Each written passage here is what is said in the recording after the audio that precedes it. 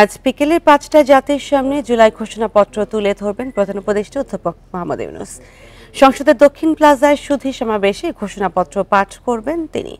সোমবার এক বিজ্ঞপ্তিতে এ তথ্য জানিয়েছে প্রধান উপদেষ্টার প্রেস উইং। সুধী সমাবেশে বিভিন্ন রাজনৈতিক দলের নেতা ও জুলাই যোদ্ধারা উপস্থিত থাকবেন। অনুষ্ঠানটি সরাসরি সম্প্রচার করবে বাংলাদেশ টেলিভিশন এবং অন্যান্য গণমাধ্যম। এদিকে গণঅভ্যুত্থানের বর্ষপূর্তি উপলক্ষে সকাল থেকেই নানা সাংস্কৃতিক অনুষ্ঠান থাকছে মানিক মিয়া এভিনিউতে। তবে বিকেলে জুলাই ঘোষণাপত্র পাঠের জন্য এসব অনুষ্ঠান কিছু সময়ের জন্য বন্ধ থাকবে। নতুন সংবিধান হলেই দেশে পরিবর্তন আসবে এমন তত্ত্ব মানতে নারাজ আইন উপদেষ্টা আসিফ নজরুল বলেন, ত্যাগের রাজনীতি, মিথ্যাচার, দুর্নীতি দূর করতে নতুন সংবিধান লাগে না। এজন্য রাষ্ট্রের সংস্কার নয়, প্রয়োজন নিজেদের গুণগত পরিবর্তন ও দেশপ্রেম। সোমবার বিকেলে রাজধানীর ফরেন সার্ভিস একাডেমিতে এক অনুষ্ঠানে তিনি এসব কথা বলেন। জুলাই অভ্যুত্থান দিবস উপলক্ষে পররাষ্ট্র মন্ত্রণালয়ের আয়োজন, এতে যোগ দেন আইন উপদেষ্টা। গত সরকারের নির্যাতন অত্যাচারের চিত্র তুলে ধরেন আসিফ নজরুল। শেখ হাসিনার পররাষ্ট্রনীতি, নির্বাচনে কারচুপি, ভোটাধিকার হনন ও গুম নিয়ে তীব্র সমালোচনা করেন। আপনি বলেন, পৃথিবীতে কোনো পররাষ্ট্রমন্ত্রী বলে যে স্বামী স্ত্রী সম্পর্ক, কাকে স্বামী বুঝিয়েছিল? বাংলাদেশকে? চিন্তা করে দেখেন। বলে যে শেখ হাসিনা বলতে আমি এত কিছু দিয়েছি যে ভারত ভুলতে পারবে না, এই যে তার ব্যক্তিগত সম্পত্তি দিয়েছে। আইন উপদেষ্টা মন্তব্য করেন, মৃত্যুকে উপেক্ষা করে জুলাইয়ের অভ্যুত্থানে অংশ নেয় জনগণ। ভারত, মালদ্বীপ, তিউনিসিয়ার উদাহরণ টেনে তিনি বলেন, এই দেশগুলোতে সুন্দর সংবিধান থাকলেও মানবাধিকার নেই। অনেকে মনে করে আছে আমাদেরকে র্যাডিক্যাল রিফর্ম দরকার, আমাদের সংবিধানেই বোধহয় সমস্ত সমস্যা। তা আমি তাদের সাথে একটু দ্বিমত পোষণ করি। শেখ হাসিনা এখন চরম অত্যাচারী, খারাপ শাসক ছিল ইত্যাদি, একটা খুব ভালো সংবিধান রচনা হয়ে যাবে, আমরা সবাই ভালো হয়ে যাব, এত সোজা? আর যারা ভালো হওয়ার কথা বলি তারা নিজেরা ভালো হয়েছি। আসিফ নজরুল আরো বলেন, সংবিধান নয়, দেশের উন্নয়ন নির্ভর করে জনগণের গুণগত মানের উপর। সত্যি কথা বলার জন্য কি সংবিধান লাগবে? মিথ্যা মানুষকে ট্যাগ দেওয়া থেকে বিরত থাকার জন্য কি সংবিধান লাগবে?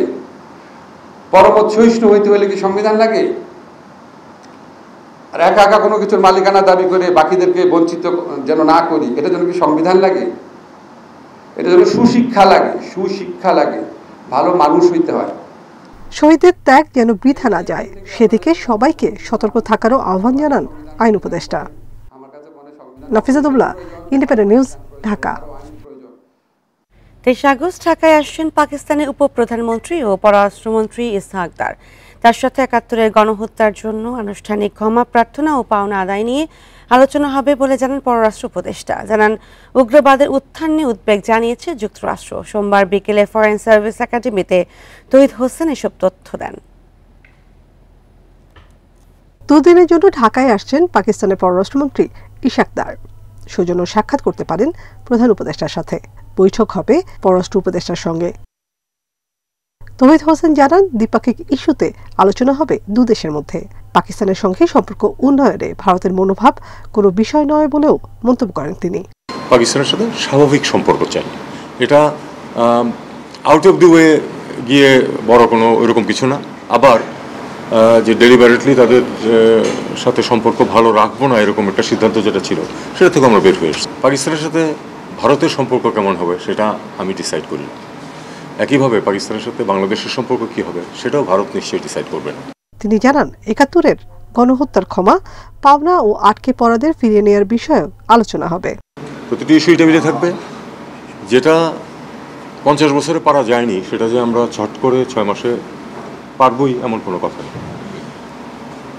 আমরা এটা প্র্যাগমেটিক ওয়েতেই আগাবো এবং একটা ইস্যু আরেকটা ইস্যুকে আটকে রাখবে সেটা আমরা কখনো চাই না। এক প্রশ্নের জবাবে উপদেষ্টা জানান, উগ্রবাদের উত্থান নিয়ে সরকার প্রধান ও নিরাপত্তা উপদেষ্টার কাছে উদ্বেগ জানিয়েছে যুক্তরাষ্ট্র। এমন নয় যে তারা কখনোই কোনো উদ্বেগ প্রকাশ করেনি আর হঠাৎ করে এক বছর যাবতই করছে, তাও না ঠিক।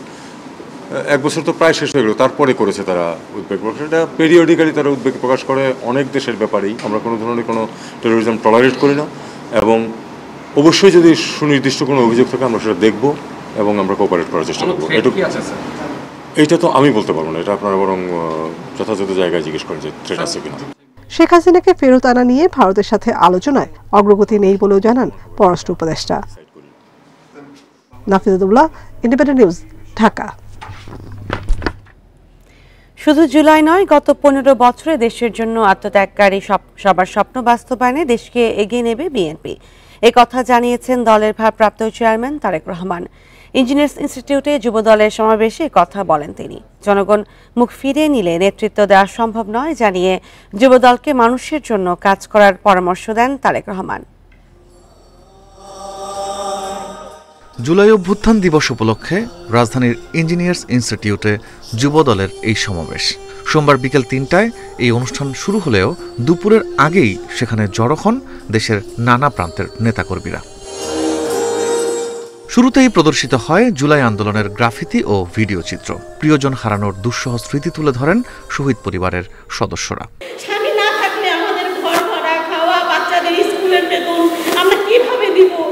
জুলাই অভ্যুত্থানে তরুণদের আত্মত্যাগ স্মরণ করে বর্তমান রাজনৈতিক পরিস্থিতি নিয়েও কথা বলেন কেন্দ্রীয় নেতারা। আমাদের সামনে অনেক চ্যালেঞ্জ। আমাদের রাজনৈতিক কাঠামোকে ভেঙে দেওয়া হয়েছে, অর্থনৈতিক ভিত্তিকে ধ্বংস করে দেওয়া হয়েছে। সমাবেশে লন্ডন থেকে ভার্চুয়ালি যুক্ত হন বিএনপির ভারপ্রাপ্ত চেয়ারম্যান তারেক রহমান। বলেন, শুধু জুলাই নয়, 15 বছরে দেশের জন্য আত্মত্যাগকারী সবার স্বপ্ন পূরণে কাজ করবে বিএনপি। শুধু জুলাই আগস্ট না, বিগত 15 বছর ধরে যারা নিজেদের অধিকারের কথা তুলে ধরতে গিয়ে, নিজেদের দাবি আদায় করতে গিয়ে বিভিন্নভাবে সেই পলাতক স্বৈরাচারের অত্যাচার নির্যাতনের শিকার হয়েছে, সেই ত্যাগের প্রতি যদি আমাদেরকে সম্মান জানাতে হয় তাহলে অবশ্যই আমাদেরকে সামনে বাড়তে হবে। জনগণের সহায়তা ছাড়া রাজনীতি সম্ভব নয় বলে জানান তারেক রহমান। এজন্য যুবদল নেতাকর্মীদের মানুষের কাছে যাওয়ার পরামর্শ দেন তিনি। জনগণের আস্থা অর্জন করতে পারলে আপনি নেতা, জনগণ প্রত্যাখ্যান করলে আপনি নেতা নন।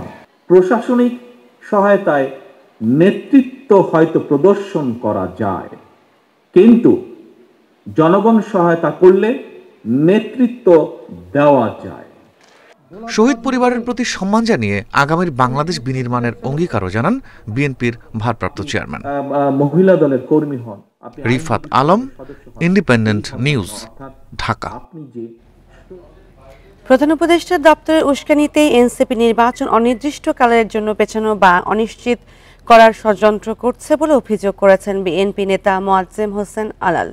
অনেকেই বলছেন এনসিপিও দাবিগুলো মানুষের দীর্ঘদিনের আকাঙ্ক্ষা, তবে ভোট পেছানোর সুযোগ নেই।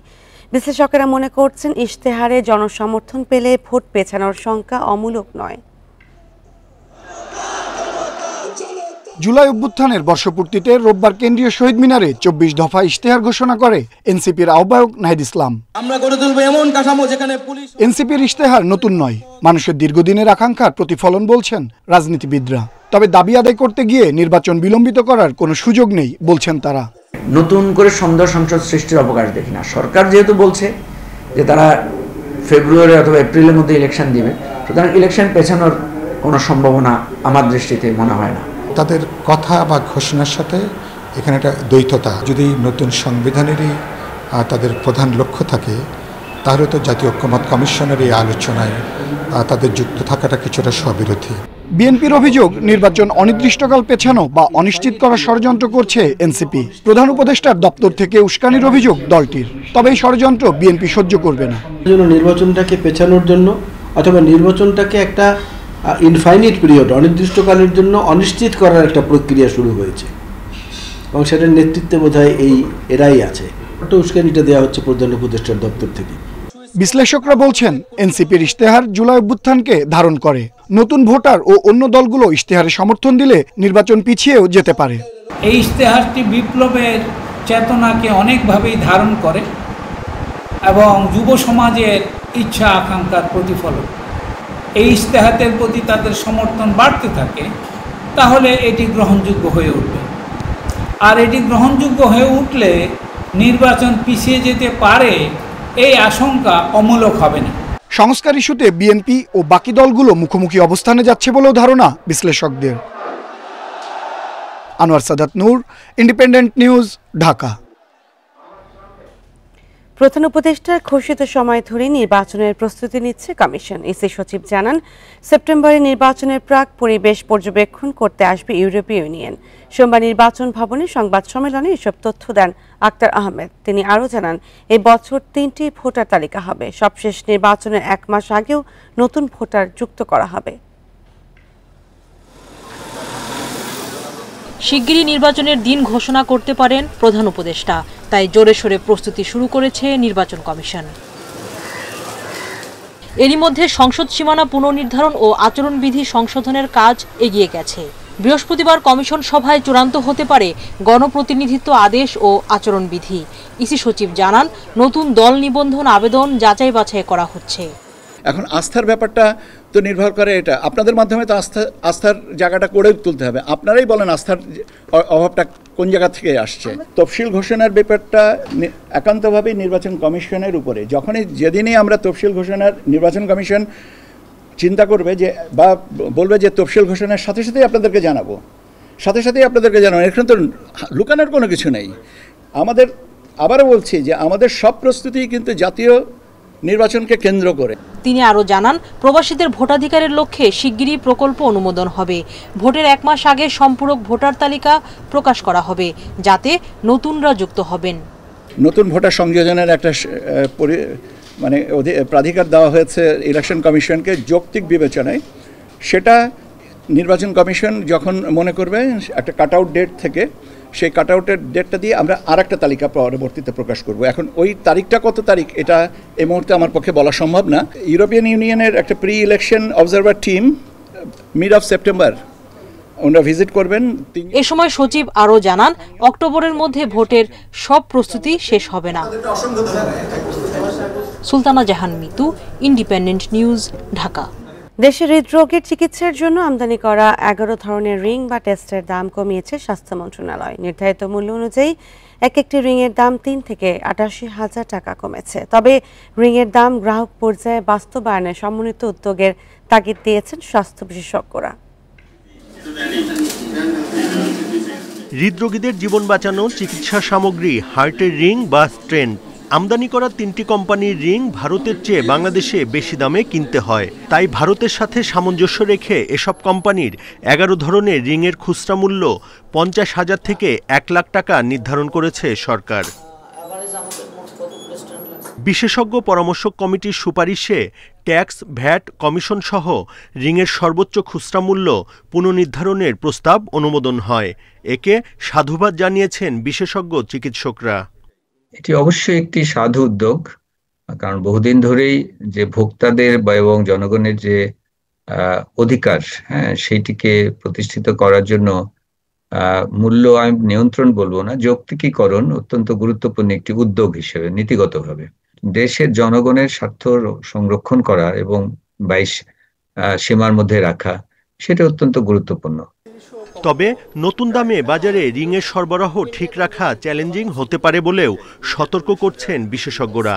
এজন্য সমন্বিত ব্যবস্থা নেয়ার তাগিদ তাদের। ঔষধ প্রশাসন থেকে এই ধরনের যে ইন্ডিপেন্ডেন্ট মূল্য নির্ধারণের ব্যবস্থা করা খুবই কঠিন, কারণ এটা একটা এক্সিকিউটিভ বডি এবং তাদের দ্বারা এই ধরনের মূল্য নির্ধারণ আসলে শেষ পর্যন্ত সম্ভব না। এটি তার বাইরে আরেকটি প্রতিষ্ঠান প্রয়োজন, যে প্রতিষ্ঠানটি সরাসরি মন্ত্রণালয় কিংবা আরো উচ্চতর তত্ত্বাবধানে একটা গ্রহণযোগ্য মূল্য নির্ধারণ সময় সময় করতে হবে। এ ব্যাপারে বক্তব্য দেননি রিং আমদানিকারকরা। ঔষধ প্রশাসন অধিদপ্তর জানায়, নতুন এ মূল্য কার্যকর হবে আগামী সপ্তাহ থেকে। 3টি কোম্পানির পর পর্যায়ক্রমে বাকিগুলো রিংয়ের দামও কমানো হবে। Buddhadeb Kundu, Independent News, Dhaka. Flight এক্সপার্টের সাথে চুক্তিবদ্ধ কিছু এজেন্সি এয়ারলাইনগুলোর কাছ থেকে টিকিটের টাকা ফেরত নিচ্ছে, যা অন্য এজেন্সিগুলো পারছে না। তাই এয়ারলাইনগুলোকে টাকা ফেরত না দেওয়ার আহ্বান জানিয়েছেন ভুক্তভোগীরা। সোমবার বিকেলে রাজধানীর পল্টনে সংবাদ সম্মেলনে ক্ষতিগ্রস্ত এজেন্সি মালিকরা দাবি করেন, তারা ফ্লাইট এক্সপার্টের কাছ থেকে অগ্রিম টাকার বিনিময়ে টিকিট কিনতেন। তবে তাদের যেসব টিকিট দেওয়া হতো সেগুলো নগদ টাকা দিয়ে কিনত না ফ্লাইট এক্সপার্ট, বরং প্রি বুকিং এর মাধ্যমে এয়ারলাইন্সের কাছ থেকে সংগ্রহ করত। ফ্লাইট এক্সপার্টের সঙ্গে চুক্তিবদ্ধ কিছু এজেন্সি এসব টিকিটের রিফান্ড এয়ারলাইন্সের কাছ থেকে নিয়ে নিচ্ছে বলে অভিযোগ ভুক্তভোগীদের। তাদের মামলায় ৩ জনকে গ্রেপ্তার করেছে পুলিশ। কোনো টিকিট, কোনো প্যাসেঞ্জারের টিকিট রিফান্ড না হয় এবং এই ক্ষেত্রে আমরা সরাসরি সরকারের হস্তক্ষেপ চাচ্ছি। আর যেগুলো রিফান্ড হয়ে গেছে সেগুলোর ক্ষতিপূরণ দিতে হবে যে এজেন্সিগুলো করছে। একটা B2B যারা এজেন্ট, আমরা ওনাদের থেকে টিকিট কাটতাম, আর এটা হচ্ছে B2C ডিরেক্ট কাস্টমাররা। সো এখানে আসলে ভুক্তভোগীর সংখ্যা অনেক বেশি। টিকিট আমার নিজেরই টিকিট ছিল প্রায় 24। দুই মাথার কন্যা শিশুর জন্ম ঘিরে রাজশাহীতে চাঞ্চল্য দেখা দিয়েছে। খ্রিস্টান মিশন হাসপাতালে জন্ম নেওয়া শিশুটির স্বজনরা বলছেন একাধিকবার আল্ট্রাসাউন্ড করলেও শিশুটির এমন পরিস্থিতি নিয়ে কোনো ধারণা দিতে পারেননি চিকিৎসক। রাজশাহী মেডিকেল নিবিড় পর্যবেক্ষণে রয়েছে শিশুটি। শিশু বিশেষজ্ঞরা বলছেন অপারেশন করলেও সফলতার সম্ভাবনা কম। 2 আগস্ট রাজশাহীর তানোরের সুমাইয়া খাতুনের প্রসব ব্যথা উঠলে স্বজনরা খ্রিস্টান মিশন হাসপাতালে নিয়ে যান। সেদিন রাত 8:30টার দিকে সিজারের মাধ্যমে জন্ম নেয় 2 মাথাওয়ালা কন্যা শিশু। শিশুটির বাকি সব অঙ্গ একটি, তবে 2টি মুখমণ্ডল থাকায় রয়েছে শিশুটির 4টি চোখ, 4টি কান ও 2টি নাক। একাধিকবার আল্ট্রাসাউন্ডেও চিকিৎসকরা এ বিষয়ে কোনো ধারণা দিতে পারেননি। যমজ সন্তান হতে পারে বলে তাদের জানানো হয়েছিল। যমজ বাচ্চা আছে, ওই জন্য তোমার পেটে লাগে, আর গমন হয় অতিবার, কিছু খাইতে পারে না, 5 মাস পর্যন্ত একটু দানাও খাইতে পারেনি। হয়তো আগে যদি এটা বুঝতে পারতাম তাহলে আগে থেকে অন্যভাবে পদক্ষেপ বা ঢাকায় নিয়ে যাওয়ার একটা ব্যবস্থা হতো, কিন্তু আমাদেরকে সেইভাবে কিছুই বলা হয়নি। এমন বিরল ঘটনা আগে কখনো দেখেননি বলছেন অস্ত্রোপচারকারী চিকিৎসক। আল্ট্রাসাউন্ডে একটা পয়েন্ট ছিল যে মোনো অ্যামনিওটিক মনোকোরিওনিক, দ্যাট ইজ একটা ফুল এবং একটা পট, এটা 5000-এ একটা হতে পারে, মানে অনেক রেয়ার একটা কেস। শিশু বিশেষজ্ঞরা বলছেন যমজ শিশু নয়, এটির জন্মগত ত্রুটি। শিশুটিকে স্বাভাবিক করতে অপারেশন করা গেলেও এর সফলতা নিয়ে শঙ্কায় চিকিৎসকরা। কনজয়েন্ট টুইন বলতে পারি। এখন আমাকে দেখতে হবে যে অনেক সময় দেখা যায় যে মাথা বা ফেস দুটো থাকে, হ্যাঁ, কিন্তু একটা কমন হার্ট থাকতে পারে, কমন লিভার। পরীক্ষা নিরীক্ষা করে আমাদেরকে শিওর হতে হবে যে ওর আসলে দুটো আলাদা আলাদা আছে কিনা। মাতৃগর্ভে সঠিকভাবে বিকাশ না হওয়ায় শিশুটি এভাবে জন্ম নিয়েছে বলে ধারণা বিশেষজ্ঞদের। Independent news. চাঁপাইনবাবগঞ্জের সদর হাসপাতালে নিউমোনিয়া ও ডেঙ্গু জ্বর নিয়ে অস্বাভাবিক হারে বেড়েছে শিশু রোগীর সংখ্যা। প্রতিদিন চিকিৎসা নিচ্ছেন প্রায় 350 শিশু। শয্যা না পেয়ে অনেকেই চিকিৎসা নিচ্ছেন হাসপাতালের করিডোর, এমনকি মেঝেতে। চিকিৎসকরা বলছেন রোগ প্রতিরোধ ক্ষমতা কমে যাওয়া শিশুদের শারীরিক অবস্থায় উন্নতি হচ্ছে ধীর গতিতে। এই পরিস্থিতিতে কিছু সতর্কতা অবলম্বনের পরামর্শ দিয়েছেন চিকিৎসকরা। চাঁপাইনবাবগঞ্জে সদর হাসপাতালে হঠাৎ করেই বেড়েছে শিশু রোগীর সংখ্যা। হাসপাতালে শিশু ওয়ার্ড, বারান্দা সহ করিডোরে পা ফেলার জায়গা নেই গত 1 সপ্তাহ ধরে। হাসপাতাল কর্তৃপক্ষ বলছে শিশু ওয়ার্ডের 34 শয্যার বিপরীতে প্রতিদিন গড়ে 130 জন শিশু ভর্তি হচ্ছে।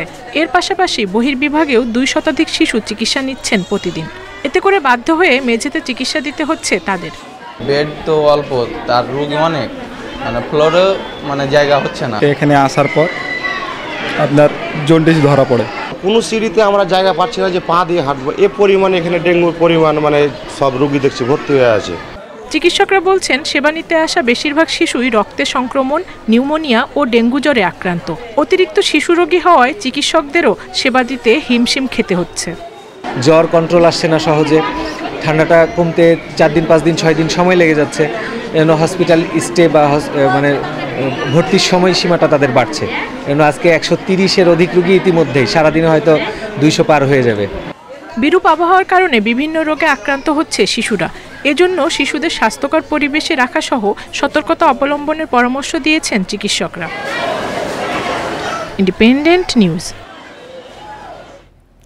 অতিবৃষ্টির কারণে ভাঙন দেখা দিয়েছে বগুড়ার শেরপুরের বাঙালি নদীর বাঁধে। এরই মধ্যে এতে নদী গর্ভে বিলীন হয়ে গেছে আবাদি জমি ও ঘরবাড়ি। স্থানীয়দের অভিযোগ, প্রতি বছরই নদী ভাঙন রোধে অস্থায়ী উদ্যোগ না হলেও তা কার্যকর হচ্ছে না। পানি উন্নয়ন বোর্ড বলছে ক্ষতিগ্রস্ত বাঁধটির জরুরি রক্ষণাবেক্ষণে নেওয়া হয়েছে উদ্যোগ।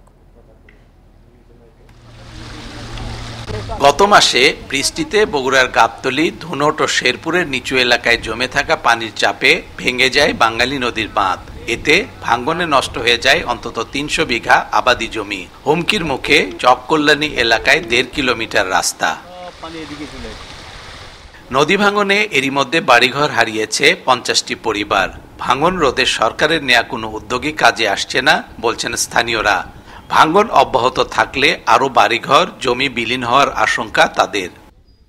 7-8 গ্রামের পানি আমাদের এই বিলে নামতেছে, নামার কারণে এই জমিগুলা নষ্ট হয়ে যাচ্ছে। যেগুলো ভেঙে গেছে এগুলো তো 20-25 মণ সে ধান হয়, সেগুলো তো আপনার আমরা আর পাচ্ছি না, বিলীন হয়ে গেছে। জরুরি ভিত্তিতে রক্ষণাবেক্ষণ কাজের উদ্যোগ নেওয়ার কথা জানিয়েছে পানি উন্নয়ন বোর্ড। বৃষ্টিপাতে পানিটা নদীতে নামার জন্য যে ওয়েটা, সেটার ওয়েতে এই রাস্তাটা ছিল, রাস্তাটা ভেঙে পানিটা নদীতে প্রবেশ করছে। কিছু ভাঙন প্রবণতা রয়েছে, সেই জায়গাগুলো আমরা ইতিমধ্যে জরুরি ভিত্তিতে কিছু কাজ আমরা শুরু করেছি, নদী প্রতিরক্ষা কাজ, এবং পাশাপাশি এই জায়গাগুলো আমরা স্থায়ী কাজ করার জন্য একটা প্রজেক্টও তৈরি করছি, যাতে এই প্রকল্প এই এলাকাগুলোকে স্থায়ীভাবে নদী ভাঙনের হাত থেকে রক্ষা করা যায়। প্রায় 33 বছর আগে যমুনা নদীর শাখা বাঙালি নদীর তীরে এ বাঁধটি তৈরি করা হয়, কিন্তু নির্মাণের পর এতদিন রক্ষণাবেক্ষণের কোনো কাজই হয়নি বলে অভিযোগ স্থানীয়দের। Hasibur Rahman, independent news, Sherpur, Bogura. এই ছিল এখনকার সংবাদে। ধন্যবাদ সবাইকে।